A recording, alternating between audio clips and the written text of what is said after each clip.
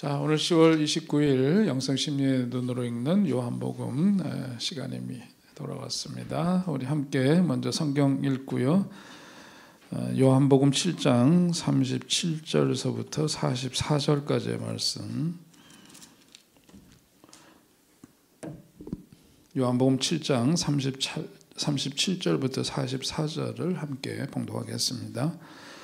명절 끝날 곧 큰 날에 예수께서 서서 외쳐 이르시되 누구든지 목마르거든 내게로 와서 마시라. 나를 믿는 자는 성경에 이른과 같이 그 배에서 생수의 강이 흘러나오리라 하시니 이는 그를 믿는 자들이 받을 성령을 가리켜 말씀하신 것이라. 예수께서 아직 영광을 받지 않으셨으므로 성령이 아직 그들에게 계시지 아니하시더라. 이 말씀을 들은 무리 중에 어떤 사람은 이 사람이 참으로 그 선지자라 하며 어떤 사람은 그리스도라 하며 어떤 이들은 그리스도가 어찌 갈릴리에서 나오겠느냐. 성경에 이르기를 그리스도는 다윗의 씨로 또 다윗에 살던 마을 베들레헴에서 나오리라 하지 아니하였느냐 하며 예수로 말미암아 무리 중에서 쟁론이 되니 그 중에는 그를 잡고자 하는 자들도 있으나 손을 대는 자가 없었더라. 아멘. 네. 자, 우리 지난주에는 한 주간 있었죠. 오늘 우리가 읽은 말씀 지난 시간에 끝무렵에 좀 하셨던 나눴던 말씀 이어서 하도록 하겠습니다. 오늘 이제 예수님께서 명절 끝날 곧 큰 날에 예수께서 외쳐 이르시되 누구든지 목마르거든 내게로 와서 마시라. 나를 믿는 자는 성경 이름과 같이 그 배에서 생수의 강이 흘러나오리라 하는 말씀을 이제 선포하시는데요. 여기서 큰 명절이라고 하는 것은 어떤 명절이라고 그랬죠? 초막절이라고 그랬습니다. 초막절은 숫꽃 혹은 이제 슈코트라고 하는데요. 그렇게 부르는데 장막들의 축제, 직역을 하면 그렇습니다. 초막절은 이제 장막들의 축제 혹은 초막들의 축제. 우리가 이제 뭐 어디 전시장을 가든가 이번에 우리 바자회 할 때 각 이제 시설별로도 그렇고 선교회별로 이렇게 부스를 만들잖아요. 그 페스티벌 오브 부스 그러면은 그게 이제 바로 초막들의 축제다. 그러니까 조금은 칸막이 초막 같은 것을 일컬어서 이제 부스라고 하는데 과거에 이제 이스라엘 백성들이 출애굽의 여정에서 어떤 이제 견고한 집을 짓고 살았던 게 아니죠. 장막을 치고 그렇게 임시적인 거처에서 이제 살아야만 했던 거죠. 그때를 기억을 하는 겁니다. 그리고 그 초막을 짓고 농사를 짓고 그러면서 수확물을 거두면서는 감사와 기쁨의 어떤 그 제사를 지내는 거죠. 그런 절기입니다. 축제입니다. 자, 그러면서 거기에 보면 이제 세월이 흘러서 그때 고생하던 조상들 초막집을 짓고도 하나님 신앙 속에 살았던 이제 그 때를 기억하면서 소위 슈카 혹은 이제 숫꽃이라고 하는데 그렇게 부르는 이제 텐트를 치는 거죠. 임시 거처를 치는 거예요. 그래서 지금도 저는 직접 보지는 못했는데 사진으로도 볼 수 있는데 얼기설기 이렇게 만든 초막집을 호텔 같은 데서도 앞에 눈에 이제 잘 띄는 곳에 이제 초막절이 되면 지금도 이제 그것을 만들어서 그것을 기억하고 기념하는 그런 절기를 보낸다고 합니다. 자, 여기서 이제 초막절을 그래서 슈코트 혹은 이제 숫꽃이라고 했다 그랬잖아요. 숫꽃 하면 생각나는 지명이 뭐라 그랬어요? 숫꽃? 야곱이 누구를 만나죠? 이제 그 고생길에서 돌아옵니다. 이제 삼촌 라반의 집에서 그렇게 고생하다가 이제 아내와 자식들을 데리고 또 이제 재산을 챙겨서 이제 돌아와서 누구를 만나요? 에서를 만나잖아요. 에서를 만나가지고 거기에서 에서가 자기를 죽이려고 했던 과거에 그런 역사가 있기 때문에 이제 조심조심 이제 진영을 짜서 갑니다만은 밤새 이제 그 전날 에서를 만나기 전에 어디서 야복강에서 뭘 해요? 씨름을 합니다. 천사들과 씨름을 하면서 그런 영적인 어떤 그런 싸움을 벌이죠. 그리고서는 다리를 절며 이제 분이엘의 동토로는 그 아침에 분이엘의 동쪽을 향해서 걸어가는 모습을 성경 보여주면서 그 이후에 감동적인 이제 장면이 나와요. 에서하고 이제 형 에서하고 만나는데 형이 너무 반갑게 맞이해 주는 거죠. 그러면서 형님을 배우니까 마치 누구를 본 것처럼 하나님을 배운 것 같다고 그렇게 얘기를 하면서 기쁨으로 서로가 만나고, 거기에서 이제 그 형 에서가 동생 야곱에게 이제 같이 살자고 제안을 하죠. 나랑 같이 가자. 여기 터를 잡고 이미 기반을 닦고 살고 있던 에서가 이제 멀리 이민자의 삶을 살다가 돌아온 야곱을 맞이하고 그러면서 함께 살자고 요청을 하는데, 동생 야곱은 그것을 정중히 거절을 합니다. 그리고 거기에 이제 뿌리를 내리고 살게 돼요. 임시 거처로 이제 초막을 짓고 거기서 삽니다. 그곳 이름이 숫곳이라고 하는 거고, 형 에서는 어디로 다시 떠나요? 자기 살던 세일 땅으로 이제 떠나게 됩니다. 그 장면이 나오는데 바로 그것이 이제 숫곳이라고 하는 거예요. 이 지명을 이렇게 설명한 거는 초막제라는 이름 자체가 숫곳 혹은 슈코트라고 부르기 때문에 이제 그렇게 설명을 드리면서, 예수님 당시에도 이제 지켜지던 이제 이 초막절, 그때 큰 명절에 보면 어떤 이제 일들이 벌어지게 되느냐면, 거기에 예루살렘에 이제 많은 순례자들이 모이죠. 예루살렘 성에 순례자들이 모여서 종려나무 가지를 흔들고 그들이 시편을 낭송을 하고 찬양을 합니다. 그러면서 이제 제사장 일행이 성전에 도착하면 그 제단 주변을 그 제사장들이 7바퀴를 돌아요. 어디 7바퀴를 도는 역사가 언제 있죠? 여리고성을 돌듯이 그렇게 제단을 돕니다. 7바퀴를 돌고 난 다음에 물 주전자를 제사장들이 들고, 그때 이제 나팔 소리가 울려 퍼지는 순간 물을 확 제단에다가 같이 붓는 거예요. 그러면 이제 거기 있던 회중들이 다 박수를 치고 환호하면서 이제 그 기쁨의 절정에 도달하게 되는, 그것이 이제 소막절에 일어나는, 초막절 마지막 날에 일어나는 어떤 그 축제의 클라이맥스입니다. 이제 이런 장면들이 연출이 되죠.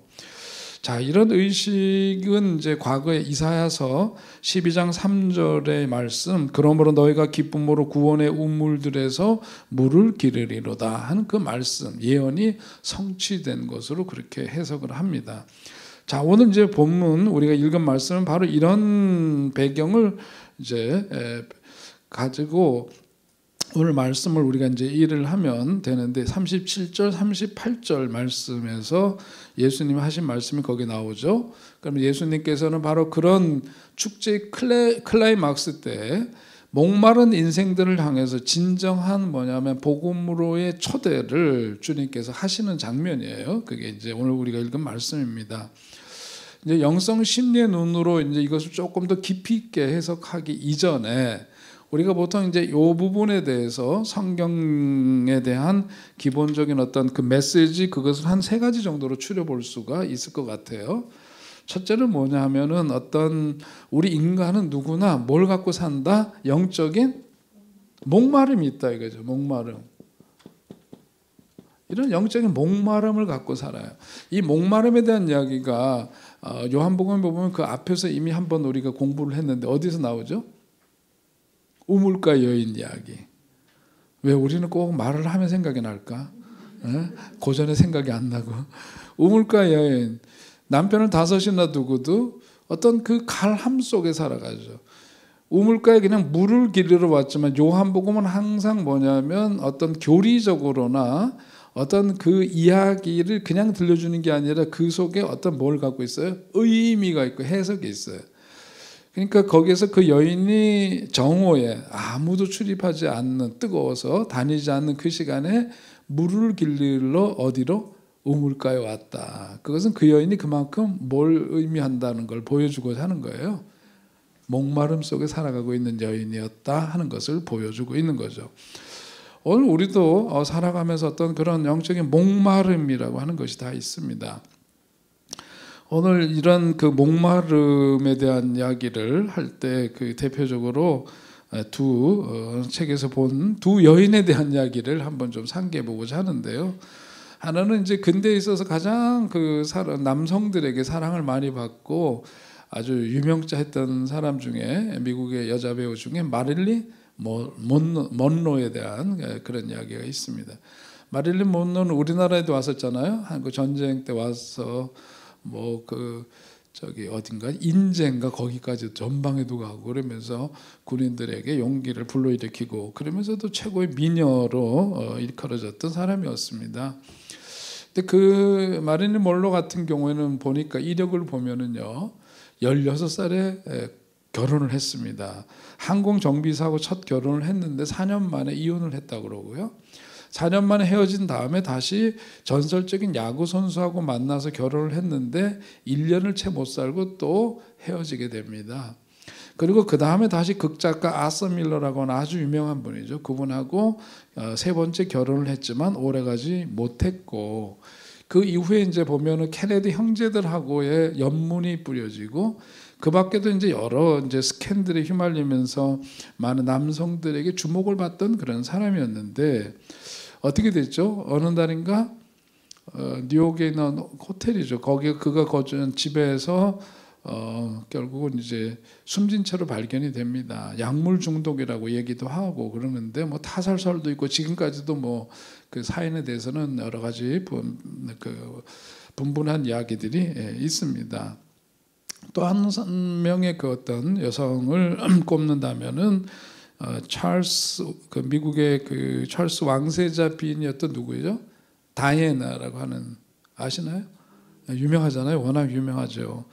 그 뭐 세계 결혼식이라 그래서 대단했었습니다만은 사실 결혼하고 보니까 남편 찰스에게는 또 다른 여인이 있었어요. 그죠? 카밀라라고 하는 여인이 있었습니다. 그러면서 이제 이 다이애나비가 남편에 대한 어떤 복수심을 갖게 되죠. 그래서 이제 승마 선생하고도 스캔들이 있고 또 경호원하고도 스캔들이 있고 그 다음에 이제 정식으로 이혼을 하죠. 영국 왕가에서 이혼하는 것은 거의 뭐 그 처음 있는 일이었던 것 같은데 아무튼 그는 이제 이혼을 하고 이집트 출신의 백만장자 알파야드하고 또 그 다음에 파키스탄 출신의 하스낫 칸이라고 하는 그런 사람을 비롯해서 여러 남성들과의 어떤 그런 스캔들이 있게 됩니다. 그러나 뭐냐면 두 여인에게서 공통적인 것은 뭐냐면 어떤 진정한 사랑을 만나지 못하고 못 속에 어떤 목마름 속에 살았던 대표적인 여인이었다. 다이애나비는 2007년도인가요? 하여튼 그 파파르치가 이렇게 따라다니면서 그 취재를 하는 사람을 피해서 달다가 사고로 죽죠. 그 터널 안에서 사고로 갑자기 이제 세상을 떠나게 됩니다. 목마름 속에 살았던 이제 그런 사람들의 모습을 우리가 이제 떠올리게 되는데 어떤 유명자 한 사람의 어떤 그런 그 허무함, 그 스타들 속에 갖고 있었던 어떤 허무함만이 아니라 우리 인간이 갖고 있는 보편적인 삶 속에서도 어떤 그런 영적인 목마름은 있다라고 하는 거죠. 오늘 제가 왜 두 여인에 대한 얘기를 했느냐면 엘튼 존이라고 하는 영국의 유명한 가수가 있어요. 지금 그분은 이제 자기도 받고 뭐 백작 공작 이런 것처럼 그런 자기도 받은 아주 유명한 이제 가수죠. 그분이 마릴린 먼로의 그 죽음을 안타까워하면서 노래를 지어 부릅니다. 그게 바로 이제 뭐냐면 바람 속의 촛불이라고 하는 그런 이제 노래인데요. 그게 이제 나중에 보면 다이애나비하고도 굉장히 좋은 관계 속에 있었던 엘튼 존이라고 하는 가수가 이 다이애나비가 갑자기 이렇게 죽었을 때 사고로 죽었을 때 그를 추모하는 장례식장에서 또 그 노래를 이제 부릅니다. 이거 우리가 이제 이런 것도 슬쩍 한번 들어보면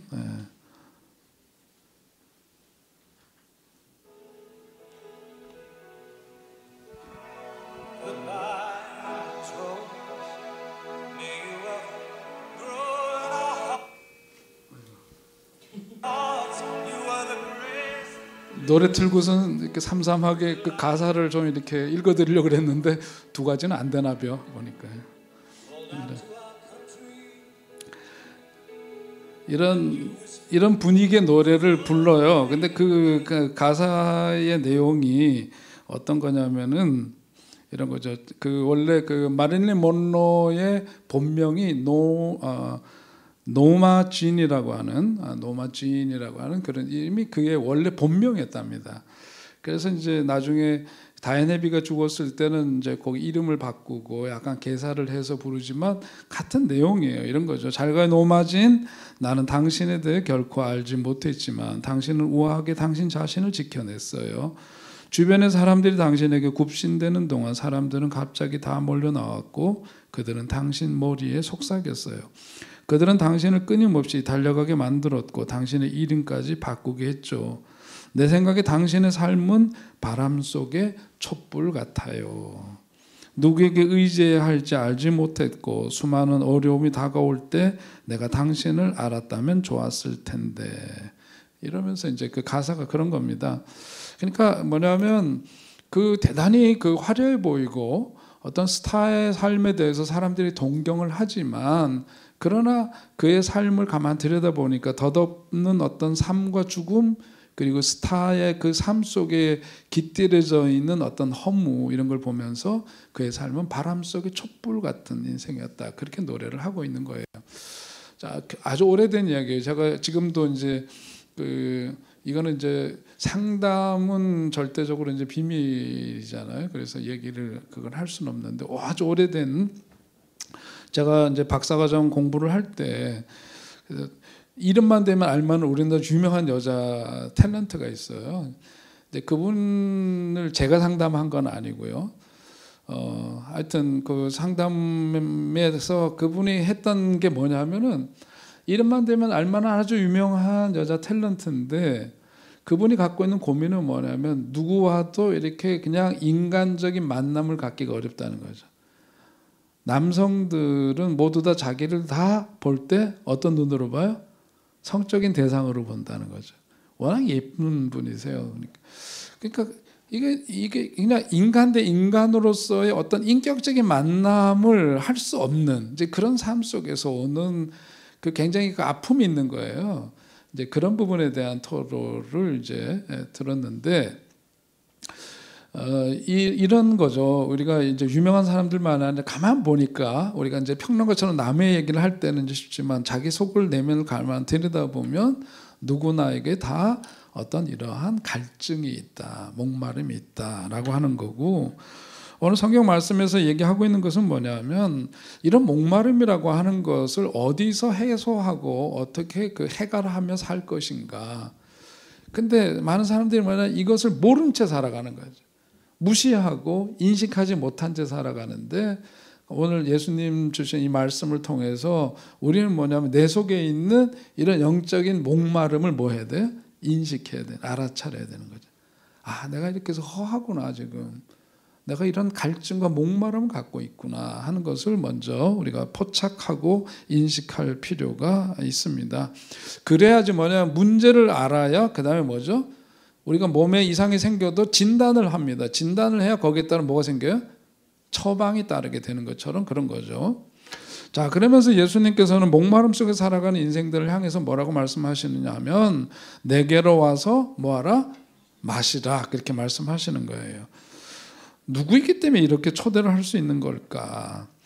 앞에서 보면 7장 우리가 이제 37절부터 보셨지만 33절에 있는 말씀 우리가 이미 보신 말씀인데 거기에 보면 예수께서 이르시되 내가 너희와 함께 조금 더 있다가 나를 보내신 이에게로 돌아가겠노라, 그렇게 말씀하십니다. 당신이 누구신지를 보여주시냐면 메시아 구주이심을 선언하시고 하나님으로부터 보냄을 받은 존재라고 하는 것을 말씀하시는 거죠. 그러면서 나에게로 오라, 예수님에게로 오라, 그 목마름을 해결하기 위해서는 내게로 오라, 그렇게 말씀을 하십니다. 그러니까 메말랐던 그 제단 위에 제사장들이 물을 확 갖다 이제 주전자에 담긴 물을 갖다 쏟아 붓는 것처럼 예수님께 나오면 그러한 어떤 그 생수의 강이 넘쳐나게 될 거다 하는 그런 약속의 말씀을 선포하시는 거죠. 그러니까 예수님 어떤 분이시냐, 광야길을 걸어갈 때 이스라엘 백성들이 어땠습니까? 그들이 처음에 그 당도했을 때 거기 그 광야에 들어서니까 사흘길을 걸었으나 마실 물이 없었고, 마실 물이 없었다가 물을 만나게 되었는데 그 물은 어떤 물? 쓴물이었다 그러잖아요. 출애굽기에 나오죠. 출애굽기 14장에서 보면, 그래서 거기에 대해서 사람들이 원망하고 막 불평하니까 그 가운데서 모세는 오히려 기도를 했고 기도해서 하나님께 응답받은 대로 하나님이 지시하신 그 나무를 그 쓴물에 던졌더니 어떻게 됐다? 쓴물이 단물로 바뀌는 역사가 있게 되었다. 사흘 길을 걸었다가 목마르니까 사람들이 완전히 뒤집어지는 거예요. 그러다 조금 더 가다 보니까 무슨 문제가 생기죠? 배고픔의 문제가 생기는 거예요. 그러니까 그 다음에 대한 처방은 어떻게 내리죠? 하늘에서 만나와 메추라기를 내리셔서 그들의 줄임을 해결해 주시고, 그러다가 가니까 또 뭐가 어떻게 돼? 또 목마름이 있고, 그러니까 어떻게 돼요? 바위에서 생수가 터지는 역사를 보여주시죠. 그러면서 바위에서 난 샘물로 그들의 목을 축이시는 해갈시키시는 그런 이제 하나님의 역사를 이제 보여줍니다. 그런 것처럼 오늘 이제 예수님은 이제 그것을 상기시키면서 제단 위에다가 쏟아붓는 그 물, 그런데 메마른 제단 위에 쏟아붓는 그 물이 부어지듯이 너희들의 그런 메마르고 그 강팍해진 가라앉은 심령 가운데 그야말로 그 생수의 강이 흐르는 역사를 누가 주신다? 예수께서 주신다. 그러니까 내게로 오라, 그렇게 말씀을 하십니다. 다른 길은 없다. 그게 답이다. 그러면서 이제 38절에 있는 말씀을 보면 나를 믿는 자는 성경에 이른 것 같이 그 배에서 생수의 강이 흘러나오리라, 그렇게 말씀을 하십니다. 여기에서 이제 보니까 그 다음에 39절에 있는 말씀에서 39절에서 그를 믿는 자들이 받을 성령을 가리켜 말씀하신 것이라. 그런데 아직 예수께서 그 영광을 받지 않으셨으므로 성령이 아직 그들에게 계시지 아니하시더라, 그렇게 말씀을 합니다. 그러니까 예수님과의 만남이 우리를 또 하나의 위대한 만남으로 인도하신다는 약속인데, 예수님과의 만남을 통해서 누구와의 만남이 이루어져요? 성령님과의 만남이 이루어진다. 그리고 그 약속의 어떤 진실을 요한복음 14장에서 앞에서 일찍이 얘기를 하셨죠. 거기에 보면 요한복음 이제 뒤에 나오는데, 거기에 보면 내가 아버지께 구하겠으니 그가 또 다른 보혜사를 너에게 주사 영원토록 너희와 함께 있게 하리니 그는 진리의 영이라. 세상은 능히 그를 받지 못하나니 이는 그를 보지도 못하고 알지도 못함이라. 그러나 너희는 그를 아나니 그는 너희와 함께 거하시며 또 너희 속에 계시겠습니다. 그렇게 구체적으로 이제 여기 말씀을 거기서 14장에서 그렇게 하고 계십니다. 그러니까 주님과 함께 더불어 with you, 그분과 함께 더불어 살아야 되고, 또 in you, 그분 안에 우리들이 거하는 삶, 그렇게 해서 성령의 임재와 충만함 속에 살아가는 삶, 그래서 배에서 생수의 강이 흘러나오리라 하는 그 약속의 말씀이 이루어지는 삶을 살라고 예수님은 초대를 하고 계신 거예요. 그러면서 이 장면은 마치 에스겔서, 우리가 47장 기억하시죠? 에스겔서를 보면 가장 대표적인 몇 가지 상징적인 그 어떤 그 꿈, 그 환상 얘기가 나오는데, 그게 이제 마른 뼈 환상이 있고, 뒤에 가면은 47장에서 어디에서 흐르는 물? 제단에서 물이 흘러가는데 처음에는 발목에서, 그 다음에 어디로? 무릎으로, 무릎에서, 시시해서 답 안 하시나요? 무릎에서 어디로? 허리로, 허리에서 가슴으로, 그리고 그 다음에는 헤엄치지 않으면 안 되는, 그렇게 제단에서 흐르는 물이 그렇게 흘러가는데, 그 물이 가는 곳들마다 뭐가 일어났대요? 생명의 역사가 일어나서 거기에서 많은 과실들이 또 거기에 열매를 맺게 되고 되살아나는 역사가 있게 되었다 하는 것을 이제 환상으로 쭉 보여주세요. 에스겔서 47장의 환상의 내용이 오늘 이제 이 본문하고 다 이제 연결이 되고 그런 겁니다. 자, 그러면서 이제 오늘 영성 심리의 눈으로 이 부분을 다시 한번 조금 더 깊이 있게 들어가 보고자 하는 거예요. 자, 이제 머리 아프기 시작할 겁니다. 여기에서 이제 이 본문에서 말씀하고 있는 내용들은, 그러니까 요한복음은 뭐죠? 항상 그 예수님으로 비롯된 사건이 있으면 거기는 항상 그것이 갖고 있는 뭐가 그 다음에 나오죠? 의미와 해석이 뒤따르게 돼 있어요. 그죠? 그러니까 여기에서도 예수님 하신 말씀은 단순한 어떤 상징이 아니라 이 어떤 생수, 배에서 생수의 강이 흐르겠다라고 하는 그 말씀은 굉장히 심오한 말씀인데, 이건 뭐냐면 인간의 어떤 그 내면의 어떤 영적인 생명과 성령의 역사에 대해서 우리들에게 말해주고 있는 건데, 자, 하나씩 한번 좀 들어가 보겠습니다. 자, 여기서 이제 말씀하실 때, 자, 누구든지 목마르거든 내게로 와서 마시라 초대를 했어요. 앞에서 우리가 그 말씀에 대한 해석도 보았습니다. 그런 다음에 나를 믿는 자는 성경 이름과 같이 어디에서? 배에서. 그랬어요. 배가 어디 배예요? 타고 다니는 배가 아니라 여기 두드리는 소리가 나는데 이게 너무 크면 소리 진동이 좀 다르더라고요. 하여튼 여기 이 배는 무슨 배? 코일리아라고 하는 헬라어를 쓰는데 보니까 성경이 여기에서 말씀할 때 이 배는 우리 신체의 이 복부를 가리키는 거가 아니라, 이것이 의미하는 것은 뭐냐면 내적인 중심, 인간 내면의 중심을 가리키는 거예요. 내면의 깊은 자리.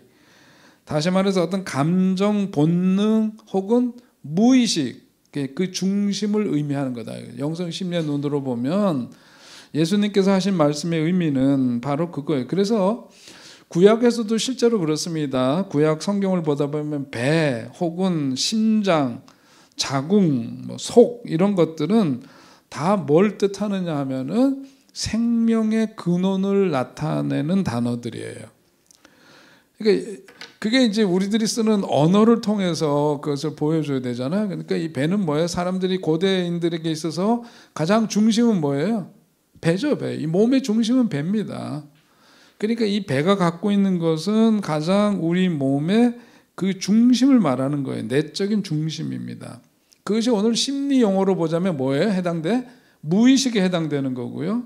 어떤 감정이나 본능, 보이지는 않지만 그 내 삶의 중심에 자리 잡고 있는 그것을 의미하는 게 그게 바로 배. 코일라라고 하는 것이 성경을 지금 쓰고 있는 이 배, 신체, 만져지고 이렇게 보여주는 이 배가 아니라 그 의미가 바로 이제 그런 내면의 중심을 의미한다, 그런 뜻이에요. 자, 그 영성 심리에서는 이것을 특별히 무의식의 세계로 봅니다. 무의식의 세계.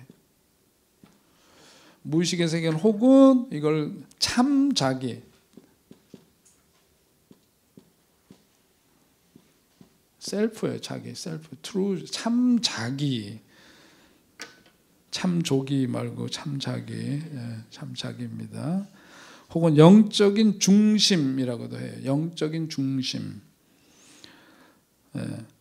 배가 갖고 있는 의미를 영성 심리의 눈으로 보면 바로 이제 이런 것을 뜻하죠. 그러니까 예수님이 이 말씀을 하신 것은 우리가 영성 심리의 눈으로 한번 그것을 다시 그 의미를 보면 앞에서 제가 성경을 풀어서 말씀드렸던 것과 크게 다르진 않아요. 근데 그 의미를 조금 더 이제 깊이 있게 들여다보면, 자, 이 속에서 배가 갖고 있는 것은 결국은 뭐냐면 여기에서 나온대요. 그 배에서 나온다는 걸 하는 것은 어떤 우리 은혜라든지 어떤 생명이라고 하는 것은 어디에서 나오느냐? 외부에서 주어지는 게 아니라 어디에서 나온다? 배에서 나온다. 그 중심, 우리의 내면 중심에서부터 흘러나오는 거다, 그거예요. 아셨죠? 내면 깊은 곳에서 솟아나는 생명의 흐름, 그것을 의미한다. 그게 바로 배라고 하는 것이 갖고 있는 의미입니다. 자, 그 배인데 배에서 그러면 뭐 여기서부터 이제 나온다는 거죠, 그죠? 그러니까 성령의 그 생명이 외부에서 주어지는 것이 아니라 인간의 내면 깊은 곳에서부터 뭐한다? 솟아 나오는 거다, 이거예요. 그래서 우리가 그 기도 생활을 하고 그럴 때 기도를 가장 1차원적인 건 뭐예요? 하나님 앞에 내 마음의 손을 막 아뢰는 거죠. 그 다음엔 또 기도가 하나님과의 대화라고 했을 때는 뭐 해야 돼요? 막 혼자만 떠드는 게 아니라 뭘 해야 된다? 들어야 된다. 그래서 들어야 되죠. 그리고 어떻게 하죠? 말씀을 드리고 듣고 그러면서 그것을 묵상이라고 하는 것은 뭐예요? 계속해서 뭐 한다? 되새김질하는 거다. 그래, 추잉한다 그러죠. 우리 그 전에 그 치아 공격성 이런 얘기 하면서 누구든지 무슨 말을 들으면 그냥 듣고 그대로 그냥 흡수를 하는 게 아니라 뭘 해야 된대요? 씹으라 그랬잖아요. 씹으라고. 씹는다라고 하는 것은 그것을 자기가 씹어서 소화를 시켜 자기화해야 된단 말이에요. 자기화, 자기 내면화해야 되고 자기 언어로 그것을 소화하고 이해하고 그래서 자기 거가 돼야 되는 거죠. 우리가 음식을 먹을 때는 밥을 먹고 반찬을 먹는데 그것이 우리가 먹고 잘 씹어서 소화를 시키고 나면 그게 뭐가 돼요? 피가 되고 살이 되고 그러는 거죠. 그죠? 그것이 이제는 내 거가 되는 거죠. 나화 되는 거잖아요. 그런 것처럼 우리 여기서 이제 말씀하는 그 배에서 그럴 때는 성령의 그 생명이 외부에서가 아니라 그 인간의 내면 깊은 곳에서부터 이렇게 우러나오는 거다. 그래서 영적인 회복은 바깥에서 자꾸 돌아다니면서 찾으면 안 돼요. 그러니까 자꾸 기도해라 그러는 건 기도하라 그래서 혼자 막 하나님 이거 해주세요 저거 해주세요 그런 게 아니라 앉아서 말씀을 드리고 하나님이 내게 들려주시는 음성을 듣고 그것을 다시금 곱씹고 되새김질하는 가운데에서 그게 뭐냐면 우리의 내면 속에서 심리적으로 보자면 내면 깊은 곳에서부터 우리들에게 그게 던져지는 메시지가 있는 거예요. 그것을 우리가 포착하고 살아가는 거고 그 내면의 각성에서 이제 그 시작이 된다 그런 얘기입니다. 그러니까 자 배는 뭐다? 감정이나 무의식의 자리를 말하는 거예요. 그게 성령은 외부에서 주입되는 게 아니라 성령 받아라 그러니까 물건입니까? 성령을 주고받게 옛다 받아라 그러면 아멘 그리고 옛다 받고 이러는 거예요. 그런 게 아니다. 이미 우리가 예수님을 믿으면 어떻게 된대요? 성령의 뭘? 내주. 이 많이 말씀 나누잖아요. 그죠? 안에서 거한다 이거잖아요. 우리가 성령의 내주라고. 예수님 믿으면 믿는 순간 이제는 내 삶의 주인이 내가 아니라 예수님이 내 안에 들어와서 내 삶의 뭐가 되셔요? 주인이 되시니까 우리가 그분을 뭐라고 불러요? 주인이라고 부르잖아요. 주님 그러는 게 주인 주자잖아요. 주님. 내가 이제는 예수를 믿음으로 인해서 내 삶이 내 거가 아니고 내가 주인이 아니고 예수님 당신이 내 삶의 주인이십니다. 그래서 그 영접 기도를 하는 게 바로 그거 하는 거 아니에요? 영접 기도 안 하시고 예수님 믿었나요? 그러니까 모태신앙에서 그냥 잘하면은 이게 안 되는 거예요. 그래서 뭘 해야 돼요? 입교를 하기 전에 견신례를 하잖아요. 견신례라는 게 뭐죠? 입교하기 전에 신앙 교육을 다시 받아요. 그러면서 거기서 뭘 합니까? 다시금 재확신시키는 거죠. 어렸을 때 유아 세례를 받을 때는 자기가 믿은 게 아니지. 부모님의 그 믿음 가운데서 이제 잘 양육하겠고 그런 신앙인으로 자라겠다고 약속하는 거고 우리가 어떤 행위로 구원을 받는 게 아니기 때문에 유아 어린아이지만 뭐냐면 믿음으로 그에게 세례를 준 거잖아요. 성년이 되었으니까 이제는 뭐냐면 누구의 믿음으로 살아야 돼? 나의 믿음이 필요해. 나의 고백과 나의 믿음이 있어줘야 되잖아요. 그래서 반드시 뭐냐면 모태신앙을 갖고 자란 그 아이들 같은 경우에는 성인이 되면 가장 먼저 교회에 입교를 하기 전에 이 단계를 거쳐서 실제로 예수가 그리스도이시고 내 삶의 주인이심을 뭐 해야 돼요? 고백하고 확신시키고 그래서 그 확증하는 자리가 뭐예요? 입교식을 하는 견신례 하는 게 바로 그 자리예요. 근데 이제 건성건성하고 그러니까 어렸을 때 그냥 자기가 유아 세례를 부모님에 의해서 받았기 때문에 크리스찬이라고 하는데 가만 들여다보니까 뭐가 없어요? 고백이 없고 예수님을 실제로 영접한 일이 없어. 예? 그러면 이게 뭐냐면 완전 속된 말로 나이롱 신자가 되는 거예요. 나이롱 신자. 많이 들어보셨나요? 나이롱이라고. 나이롱 신자예요. 건성건성 댕기는데 믿음의 고백이 없는 거예요. 그냥 몸만 건들건들 왔다 갔다 하는 거예요. 그것도 어렸을 때는 부모님 무서워서 다니죠. 헌금 안 내고 어디서 꼽을 쳐놓고 있다 사탕 사 먹었다 걸려서 혼나고. 뭐 어렸을 때 다 뭐 이제 고만고만 그렇게 자랐지만 나중에 자기 신앙이 되어야 되는데 이게 없이 그러니까 뭐냐면 건들건들 댕기고 그다음에 자기 신앙과 고백이 없으니까 항상 휩쓸리죠. 이렇게 이리 흔들리고 저리 흔들리고 이 말 한마디에 상처받고 저 말 한마디에 쓰러지고 자빠지고 그런단 말이죠. 자, 성령은 외부에서 주입되는 게 아니더라. 예수님을 우리가 믿음으로 고백하고 모셔드리잖아요. 주인으로 모셔드리면 그 안에 내주하시는 거예요. 그러니까 이미 계신 그분의 음성을 들어야 되는 거죠.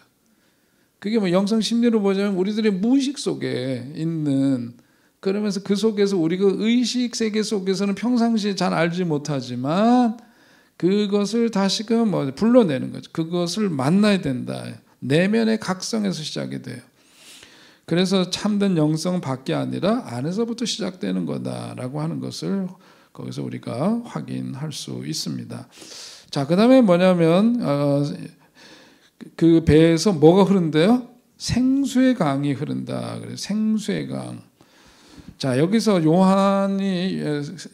이제 요한복음을 기록한 요한이 생수의 강은 한마디로 뭐라 그래요? 여기서 성령이라고 해석했잖아요. 그죠? 성령인데 영성 심리의 관점에서 보니까 이것은 인간 내면의 억눌림을 풀어내고 삶의 에너지를 자유롭게 흐르게 하는 영적인 에너지, 그것을 생수의 강이라고 얘기할 수 있어요.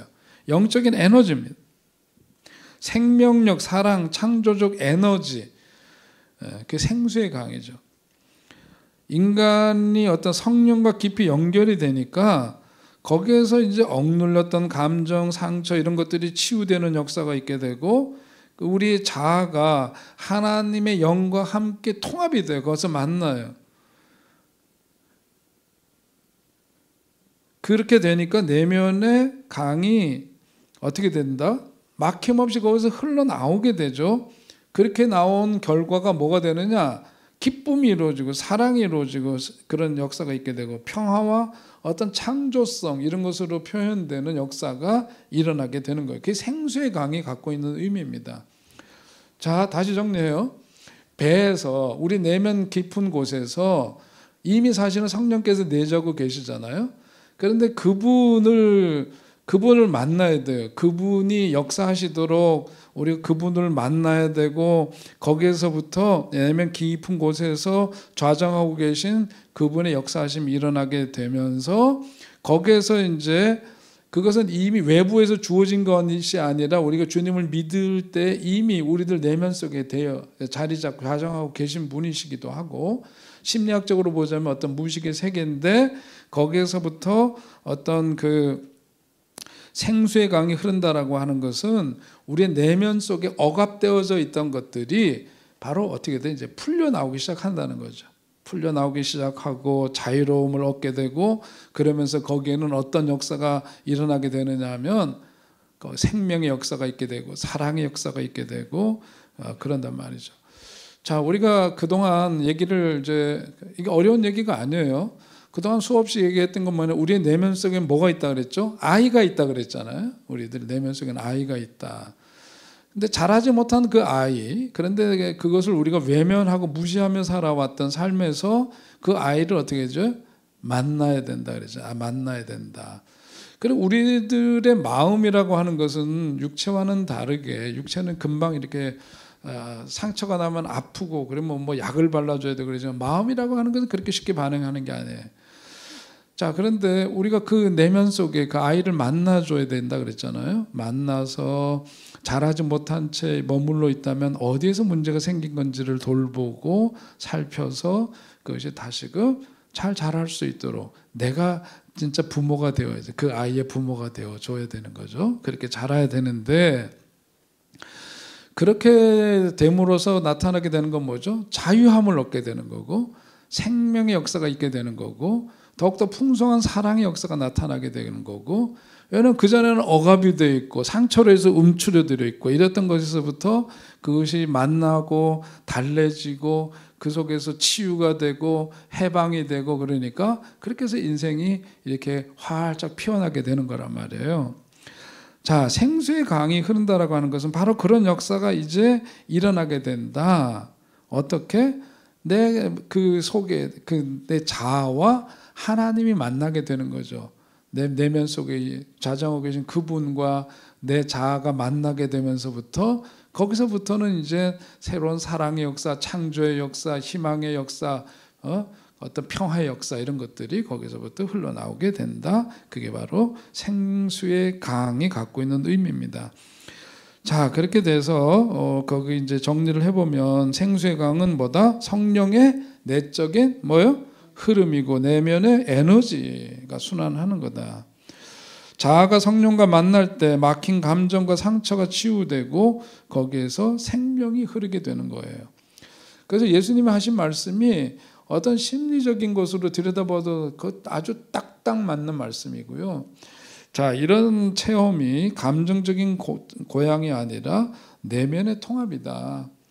그래서 왜곡된 채 살아왔던 내가 하나님과의 그 만남이 내면 속에서 이루어지면서 거기서부터 어떤 뭐가 돼요? 진리를 알지니 진리가 너희를 자유케 하려는 말씀이 갖고 있는 의미가 바로 그런 겁니다.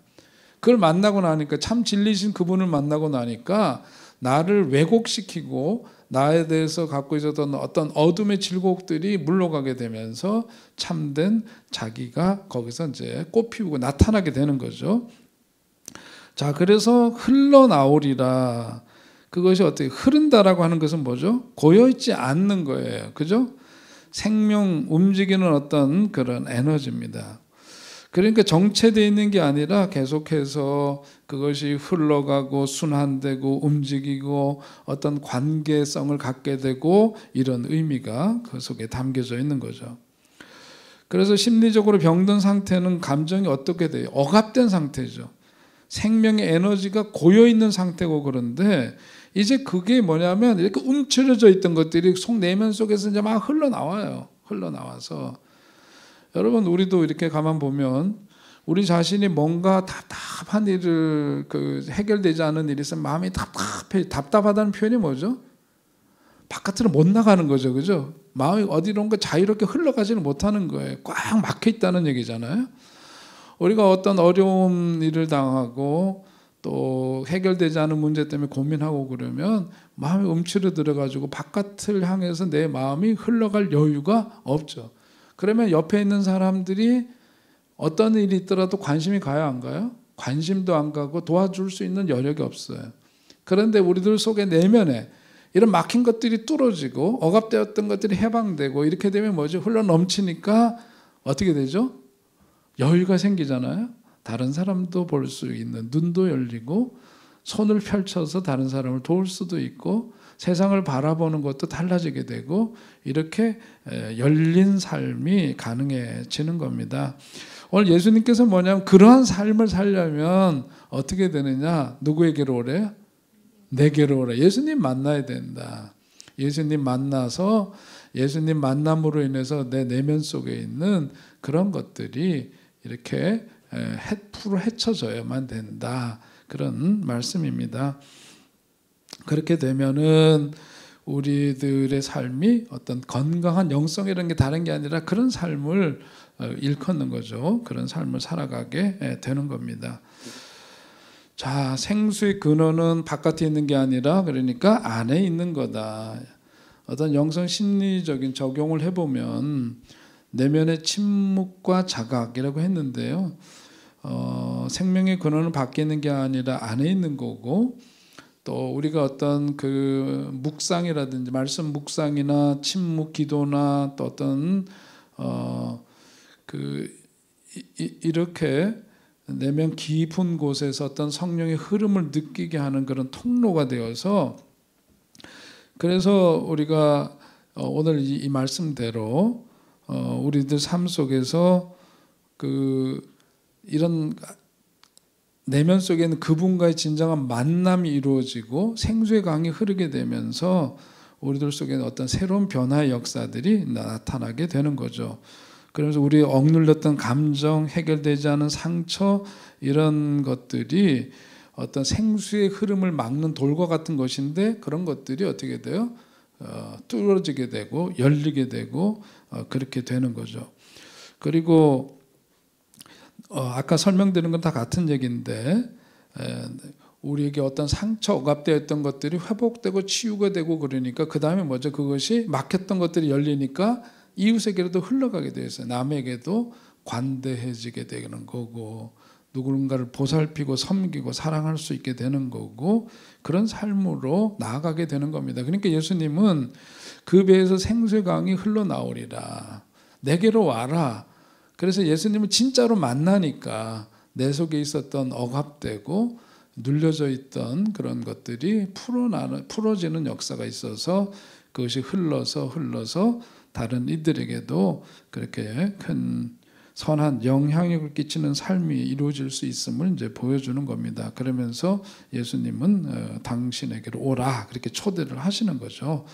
자, 그 말씀이 오늘 이제 37절, 38절, 39절에서 우리가 이제 이해해야 될 그런 주 내용이라고 말씀드릴 수가 있고요. 그 다음에 이제 40절에서부터 그 뒤에 나오는 말씀에서는 저는 이제 뭘 얘기를 하고 싶으냐면 여기에서 뭐 예수님에 대해서 어떤 사람은 그리스도라 하고 어떤 사람은 뭐 이러고 저러고 얘기들을 하고 그런 내용들이 쭉 나오잖아요. 자, 그것은 우리의 이야기를 한번 가져와서 볼 때 내게 있어서 소위 하나님은 내게 있어서 누구신가라고 하는 것을 한번 좀 생각해 볼 필요가 있을 것 같아요. 내게 있어서 하나님은 누구실까? 조금 어려운 얘기 하나만 하면은 지금부터 프로이트라고 하는 분 있잖아요. 그분 사실 무신론자인데 그분이 이런 얘기를 했습니다. 종교는 유아기의 연장이며 하나님은 안식처에 대한 욕구의 투영이다. 이런 표현을 했어요. 조금 어렵죠. 그런데 또 한편 생각해 보면 쉬운 이야기이기도 해요. 종교라고 하는 것은 유아기의 연장이다. 우리가 유아기 때는 어떻죠? 유아기 아주 어렸을 때는 우리가 전능감을 갖고 있죠. 그런데 한편으로는 뭐냐면 성장해 가면서 어떤 그 전능감에만 머물러 있으면 안 되죠. 그렇죠? 근데 유아기 때는 자라면서 누가 필요해요? 양육자가 꼭 필요합니다. 양육자와의 애착 관계가 필요하잖아요. 그러니까 종교라고 하는 것은 어쩌면 성인이 되어서도 모든 인간들에게 있어서 유아기 때 가졌던 그런 것들의 연장선상에 있는 거다라고 프로이트는 그렇게 본 거예요. 그러면서 하나님은 우리 인간이 갖고 있는 어떤 안식처에 대한 욕구로 말미암아 그것이 투사돼서 나타난 거다.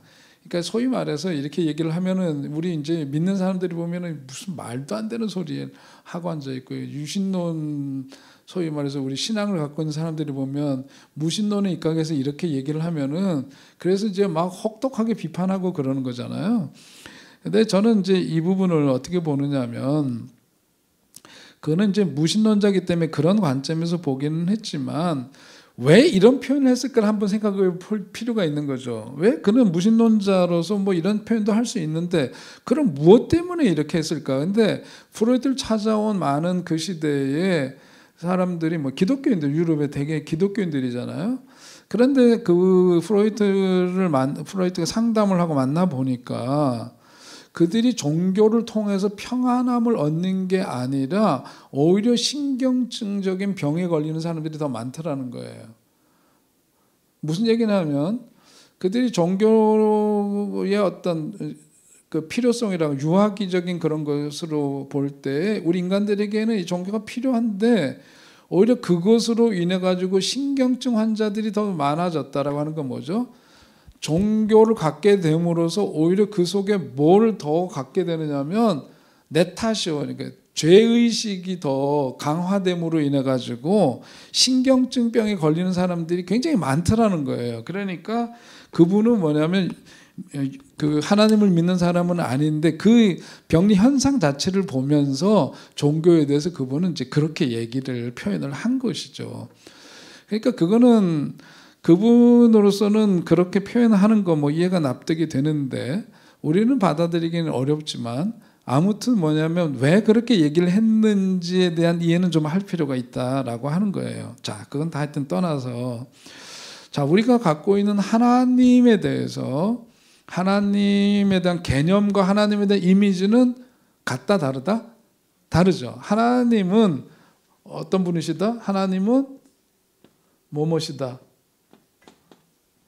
뭐다? 전능하신 분이시다. 하나님은 사랑이시다. 이런 거면 하나님에 대한 뭐로 얘기할 수 있어요? 개념이에요. 하나님. 교리적이기도 하고 이것은 하나의 개념입니다. 신학적으로 이성적으로 알고 있는 하나님을 표현할 때 이건 개념이죠. 그런데 이미지라고 하는 건 뭐죠? 하나님에 대해서 우리가 갖고 있는 이미지는 사람마다 달라요? 같아요? 같을 수도 있고 다를 수도 있고 그런데 이미지라고 하는 것은 머리로 아는 하나님이 아니죠. 머리로 아는 하나님이 아니라 마음속에 경험적으로 형성된 하나님 상이에요. 자, 나에게 있어서 그래서 여러분에게 우리 전에도 한번 그런 질문 던졌잖아요. 여러분에게 있어서 하나님은 어떤 이미지를 갖고 있나요? 그랬더니 요 앞에 계신 분은 지난번에 뭐라 그랬어요? 마음씨 좋은 참 좋으신 할아버지를 연상케 한다. 할아버지 이미지가 자기에게 있다. 어떤 분은 물어보니까 좀 뜻밖에도 경찰의 이미지를 갖고 있더라. 그런 얘기죠. 그거는 뭐죠? 왜 그럴까요? 하나님에 대한 개념은 이러이러하다 교리적으로도 여러 가지로 신학적으로도 말씀드릴 수가 있는데 각 사람에게 물어보니까 사람들마다 하나님에 대한 이미지가 굉장히 다양하더라. 왜 그럴까 하고 들여다보니까 그것은 뭐냐면 하나님에 대해서 이해하는 게 뭐냐면 어린 시절에 부모님과의 그 관계, 부모님과의 관계 혹은 권위자와의 그 관계 속에 하나님의 모습이 이미지가 거기에 투영이 되어 있더라 그런 얘기죠. 그래서 자기가 자랄 때 어떤 부모님에게 양육을 받았고 어떤 주 양육자에 의해서 돌봄을 받고 자랐는가에 따라서 하나님에 대한 뭐가 이미지는 굉장히 다양하더라 그런 얘기예요. 자, 그래서 제가 거기 표를 하나 만들었어요. 그거 한번 보세요. 자, 심판자 하나님이라고 하는 그런 이미지를 갖고 있는 분, 이게 강한 분들이 있어요. 그 뭐냐면 심판자 하나님은 어떤 특징을 갖고 있을까요? 죄를 감시하고 벌하시는 하나님. 그 한 페이지에다 다 집어넣으려고 글자를 굉장히 조그맣게 해가지고요. 저도 힘을 기울여야만 보입니다. 잘 안 보이시면은요, 전 어디 가서 글씨 잘 안 보이면 쓰는 방법이 있는데, 이거 500원씩 받고 알려줘야 되는데. 요즘 스마트폰 다 갖고 계시잖아요. 사진을 찍어요. 사진을 찍어서 이렇게 확대를 해요. 그러면은 돋보기 쓴 것처럼 화는 글씨가 크게 보여요. 그 작은 글씨 있으면 이렇게 맞춰서 사진 찰칵 찍어가지고 확대해서 봅니다. 지금도 그럴 형편인가요? 여기. 자, 심판자 하나님입니다. 죄를 감시하고 벌하시는 하나님 모습이에요. 왜 그런가 하고 보니까 어린 시절에 심판자 하나님의 이미지를 갖고 있는 사람들은 어린 시절에 엄격하고 비판적인 아버지 혹은 완벽주의적인 가정에서 성장했더라는 거예요. 그러니까 커서도 하나님에 대해서 성경에서 계시된 그 하나님은 사실 여러 모습이잖아요. 사랑의 하나님도 있지만 아주 매섭고 무서운 그런 하나님의 모습도 있고 다양한 모습이 성경에 담겨져 있는데 주로 심판자 하나님의 이미지를 갖고 있는 사람들은 그렇게 어린 시절에 이런 부모님의 영향을 받은 사람들이더라 되게. 그러다 보니까 뭐가 이 사람들한테서는 나타나느냐 하면 죄책감이 많아요.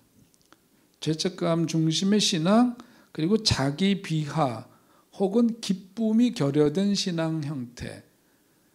그러니까 전에 어떤 분이 있었느냐면 제가 청년 사역을 하고 그럴 때 저를 우리 권사님들이 참 많이 사랑해 주시고 그랬는데 원주에서 오신 이제 권사님 한 분 계셔서 아주 기도 열심히 하시는 분이세요. 근데 저를 무척 아끼고 사랑해 주시고 그랬는데 그분은 딱 하나 걸리는 게 있어요. 하나님은 무섭고 엄하신 분이세요. 근데 서호성 목사는 다 좋은데 설교하다가 자꾸 웃어. 근데 웃음이 좋기는 한데 강대상에서도 그러는 거는 거슬려. 거슬려. 강대상은 엄하게 이렇게 선포하는 권위적인 말씀을 해야 되는데 허연이를 드러내고 웃는다? 강대상에서 요거는 마음에 걸리는 거예요. 왜냐하면 그분은 그 무서운 하나님이고 엄하신 하나님이고, 그러니까 강대상에서 선포되는 말씀도, 그래서 선포하는 설교자도 하나님의 모습이 그 속에 투영되어 있어요. 그런데 뭐냐면 그 웃거나 이런 모습을, 흰 이를 드러내고 이러는 것 자체가 그분한테는 그랬던 거예요. 그 심판자 하나님에 대한 이미지가 워낙 그분에게 있어서는 강하기 때문입니다. 자, 또 어떤 분이 있냐면 조건적인 사랑의 하나님이 있어요. 이건 뭐냐면 잘해야 사랑받는다고 느끼는 하나님입니다. 그러니까 이거는 뭐 쉽게 생각할 수 있죠. 어린 시절에 칭찬과 사랑이 성취에 따라서 주어졌던 환경. 뭘 꼭 잘해야만 칭찬하고 그냥 무조건적인 사랑이나 이런 것들에 대한 경험이 항상 조건적이었어요. 이거 해 그러면 구두 닦아 500원, 설거지 1,000원, 뭐 이런 식으로 뭐든지 조건적으로 이렇게 하니까 어렸을 때 그런 것이 몸에 배웠어요. 그러니까 하나님에 대해서도 내가 잘해야만 복 받고, 하나님 마음에서 어긋나면 뭐 받아? 벌 받고 이렇게 되는 거죠. 이분법적인 그런 건강하지 못한 신앙 양태를 띠게 되는 거예요. 우리는 물론 하나님을 믿으면서 잘해야 되겠지만 우리가 100% 잘할 수가 없는 인간입니다. 그죠? 그러니까 그걸 인정하고 잘못해서도 용납하시는 하나님에 대한 믿음이 있어야 되고, 그렇게 해서 하나님이 나를 용납해 주신다는 확신이 있어야 우리가 그래도 과거에 매이지 않고 죄책감에 시달리지 않고 앞을 향해 살아갈 수가 있는데, 조건적인 사랑의 하나님을 믿는 이들에게 있어서는 이것은 참 어려운 일이 되는 거죠. 자, 그러니까 열심히 해야만 된다. 그래야만 인정받는다. 그러니까 항상 어떨까요? 불안해요. 피곤해요. 사는 게 피곤합니다. 세 번째로 생각해 볼 수 있는 거리감이 있는 하나님은 뭐냐면 멀리 계시고 내 삶에 무관심한 하나님이세요. 항상 하나님에 대해서 섭섭해. 왜냐하면 자기가 뭘 이렇게 해도 하나님은 자기를 이렇게 주목하시고, 오늘 새벽에도 말씀드린 것처럼 어거스틴이 뭐라 그랬죠? 하나님에 대해서 경탄을 하는데 어쩌면 나에 대해서 세상에 하나밖에 없는 존재인 것처럼 그렇게 사랑하시는지 그러면서 경탄을 하잖아요. 그런데 거리감 있는 하나님에 대한 이미지는 항상 뭐냐면 인공위성이죠. 겉으로 돌죠. 이게 뭐냐면 정서적으로 자랄 때 무관심하거나 부재했던 양육자, 이렇게 한 사람이 주 양육자가 정해져 있어야 되는데 양육자가 계속 바뀌어요. 어렸을 때 이 손에 갔다 저 손에 맡겨졌다 막 이렇게 하다 보면은 이제 이런 부분에 문제가 생깁니다. 그러니까 이런 사람은 신앙생활을 할 때 기도에 대한 확신이 없어요. 기도하면서도 하나님과 진짜 친해지지를 못해요. 자, 네 번째, 통제적 하나님입니다. 모든 것을 지시하고 통제하는 권위적인 하나님의 이미지를 갖고 있는 분들은 가만 보니까 부모님이 굉장히 지배적이고 간섭이 심했어요. 이거 해 저거 해 안 하면 혼나고 완전히 독재 가정이죠. 예? 독재 가정이에요. 독재적인 가정 형태에서 자라면 그렇게 되더라고요. 통제적 하나님이기 때문에 자기 결정을 못합니다. 그리고 진리를 알지니 진리가 너희를 자유케 할 수가 없어요. 여기는 신앙의 자유가 부재합니다. 제가 주일날 이제 그 속장님들이 결석하신 분들, 이제 참석하신 분들을 올려주세요. 전사님도 없고 그러니까 올려주고 제가 쭉 훑어보고 속장님들도 미처 확인하지 못한 결석자들도 제가 압니다. 불꽃 같은 눈으로 이렇게 쳐다봐서 오늘 누가 결석. 나중에 이제 전화를 하기도 하고 어떤 경우 민망할까 봐 전화 안 해요. 놀러 간 사람들도 있고 알아요. 주일날을 안 지키고. 특별히 원세대 예배 때는 가족들하고 딴짓하는 경우들이 좀 덜어 있더란 말이에요. 그런데 아무튼 그런데 보면 그 바람직한 건 아니에요. 그런데 저는 어떤 생각을 갖고 있냐면 주의를 가장 우선적으로 지키고 예배 잘 드리는 것이 최우선입니다. 그런데요, 그것이 법처럼 매워가지고서는 그렇게 있으면 안 돼요. 예를 들면 주의를 끼고도 어딘가 정말 꼭 그렇게 필요하다면 여행을 다녀온다든지, 예? 좋은 여행할 수 있는 기회가 있어요. 근데 주일이 껴서 절대로 안 돼요. 근데 그거 참 좋은 신앙인 것 같으면서도 한편으로 뭐냐면 그렇게 하지 못하는 뭔가가 있는 거예요. 그게. 아싸. 그리고 이제 다음 주서부터 이제 말 참 조심해야 돼. 이런 얘기는 가급적 하지 말아야 되는데 왜는 내가 이렇게 손해날 짓을 하는지 모르겠어요. 저도. 하여튼 여러분 존경합니다. 여러분 믿습니다. 무기력한 하나님입니다. 내 아픔을 알지만 도와주지 않는 하나님이세요. 도와주시지 않는 하나님, 약하고 수동적인 양육자 밑에서 자랐기 때문에 그렇습니다. 보호받지를 못했어요. 부모님이 자기를 지지해 주지를 못했고, 그러니까 뭐냐면 내 인생에 있어서 뭔가 이렇게 도움을 받은 적이 없어. 그러니까 하나님도 나에게 뭘 할 수가 없다? 도움을 주고 내 문제를 해결하실 수 있는 분이 못 된다고 생각을 합니다. 무기력한 하나님이에요. 기도해도 뭐 없다? 소용없다. 이러고 하는 사람. 그러니까 그냥 몸은 왔다 갔다 하지만 믿음이 전혀 없는 사람들, 무기력한 하나님 이미지 때문에 그래요. 사랑의 하나님, 진짜 하나님이 사랑이심을 믿고 그 즐거움 속에 살아가는 사람들 보니까 따뜻하고 수용적이고 친밀한 하나님. 그러니까 예수님 믿어서 제가 늘 강조하잖아요. 뭐 해야 된대? 예수님 믿어서 우리는 늘 행복하고 기뻐야 한다. 그래야 되는 거죠. 이런 거는 뭐냐면 어렸을 때 수용적이고 공감적인 부모님하고의 좋은 관계 속에 자랐을 때 가능한 거예요. 그렇다 보니까 언제나 무슨 일에 대해서도 감사할 줄 알고 또 다른 사람들한테 덜어 속기도 하지만 사람들을 믿어주죠. 신뢰를 합니다. 신뢰를 받는 사람이 되고 신뢰를 하는 사람이 되고 다른 사람에 대해서 관용적이고. 제발 예수 믿는 사람들은 좀 야박하지 않았으면 좋겠어요. 예? 바깥에서 이렇게 살면 다른 사람들에 대해서 인색하고 야박하지 않아야 돼요. 좀 그런 사람들이 되어야 하는데 이게 뭐냐면 다 오늘의 나의 신앙이 어떤 모습일까 한번 생각해 보니까 그게 뭐랑 관계돼요? 자기가 어렸을 때 자기가 주 양육자가 누구예요? 어린 시절에 어떤 부모님에 의해서 내가 자랐는가에 따라서 하나님에 대한 이미지가 많은 부분 결정이 되더라. 근데 이제는 뭐냐면 이제까지는 잘 모르고 그냥 그런 대로 살아왔지만 이런 공부를 하고 나니까 우리는 어떤 하나님을 신뢰해?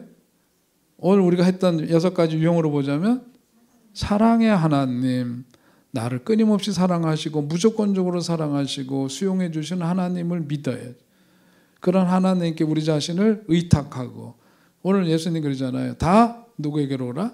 내게로 오라. 초대하시잖아요. 그 하나님 앞에 내 자신을 드리고 그렇게 마음 될 때 우리들의 억압된 것들이 풀어지고 해방되고 그러면서 관대해지고 수용적이고 다른 사람 사랑할 수 있고 어려울 때 도움도 청할 수 있고 그런 건강한 관계 속에 건강한 또 자아상을 갖고 살아갈 수 있는 거죠. 그런 여러분 모두가 되시기를 주의 이름으로 축원드립니다. 하나님 아버지 은혜를 감사합니다. 오늘도 저희들에게 귀한 만남 복된 만남 주시니 감사합니다. 우리 주님 초대에 응하여 우리 살아감으로 우리 내면 깊은 곳에 자리 잡고 있는 그야말로 내 어둠의 역사는 물러가고 진실된 주님과의 그 만남을 통해서 우리의 삶이 자유와 평화와 사랑과 또 창조적인 그런 삶의 에너지가 넘치는 삶으로 살아가는 우리들 되게 하여 주시옵소서. 그 우리 내면 속에서 흘러나오는 그런 영적인 에너지로 다른 사람들도 사랑하고 또 섬길 수 있는 그런 우리들 되도록 인도해 주시고 우리들 속에 때로는 자라면서 주어진 환경과 또 여러 가지 여건으로 인해서 왜곡된 하나님에 대한 이미지가 있다면 그런 부분들을 새롭게 바로잡고 우리들에게 끊임없이 무변하신 하나님, 우리들에게 끊임없는 무조건적인 그런 사랑을 베푸시는 그 하나님을 신뢰하고 믿고 따르면서 우리들의 삶도 주님을 닮아가는 삶이 되게 하여 주시옵소서. 더욱더 영적으로나 여러 면에 있어서 건강한 삶을 살아가고 아름다운 본을 보이는 삶을 살아가서 우리 하나님께도 기쁘며 자랑이 되며 많은 이들에게 덕을 끼치는 삶이 되게 하여 주시옵소서. 예수님의 이름으로 기도하옵나이다. 아멘. 수고하셨습니다.